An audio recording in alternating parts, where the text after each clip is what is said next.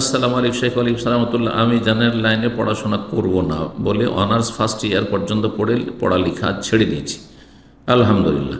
General লাইনে পড়ে শুধু শুধু টাকা অপচয় করে লাভ কি? আমি তো চাকরি করব না, খুব ভালো সিদ্ধান্ত।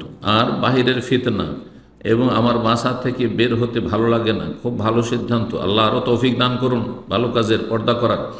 আমার বাবা চাচ্ছেন আমি পড়াশোনা চালিয়ে যাই। মেয়েকে কেন এত উচ্চশিক্ষিতা করবেন, আর মেয়েকে দিয়ে চাকরি করবেন, ইনকাম করবেন কেন কাপুরুষের মতো? এগুলো ভালো কাজ নয়। চাকরি করতাম বাবা চাই, কিন্তু আমার চাকরি করাটা পছন্দ না। না, মোটেই না। আপনার বাবার সিদ্ধান্ত ভুল, তিনি ইসলাম বুঝেন না। আমার বাবা এতে কষ্ট পাচ্ছেন, ভুল কষ্ট পাচ্ছেন, নিজের ওপর বালা মুসিবত তিনি টেনে নিয়ে এসছেন। এটি তার উচিত হয়নি, যার ফলে বালা মুসিবত এসছে, তার মনোকষ্ট হচ্ছে। এখন কি আমার গোনা হচ্ছে? না, আপনার গোনা হয় না, আপনার বাবারই গোনা হচ্ছে। মেয়ের উপর চাপ সৃষ্টি করা, যে সহশিক্ষায় লেখাপড়া করতে হবে, ডিগ্রি অর্জন করতে হবে, আর তারপর চাকরি করতে হবে, সবগুলি নাজায়েজ কথা।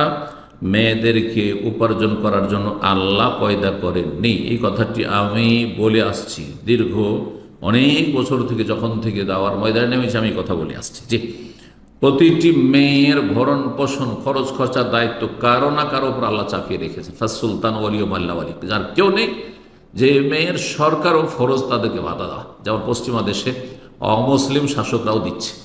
এই জন্য তাদেরকে আল্লাহ দুনিয়া দিয়ে রেখেছে, তাদের মধ্যে কিছু ভালো কাজ আছে। আল্লাহ এগুলি মুসলিম শাসকদের বোঝার তৌফিক দান করেন এবং তার বাস্তবায়নের তৌফিক দান করেন মুসলিম নেতাদেরকে। আমার কি করণীয়? আপনার করণীয় যে আপনি বাপ মাকে ভালোভাবে ভালোভাষা বলবেন, খারাপ আচরণ করবেন না, বেয়াদবি করবেন না, যে আমি দুনিয়ার লেখাপড়া করব না, দিনের লেখাপড়া করব।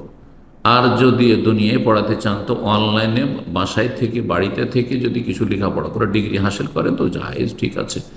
অথবা যদি শুধু মহিলা অঙ্গনে, মেয়েদের অঙ্গনে লেখাপড়া হয়, সেখানে তাদের কথা শুনে পড়তে যেতে পারেন, জায়েজ আছে, ওয়াজিব ফরজ নয়।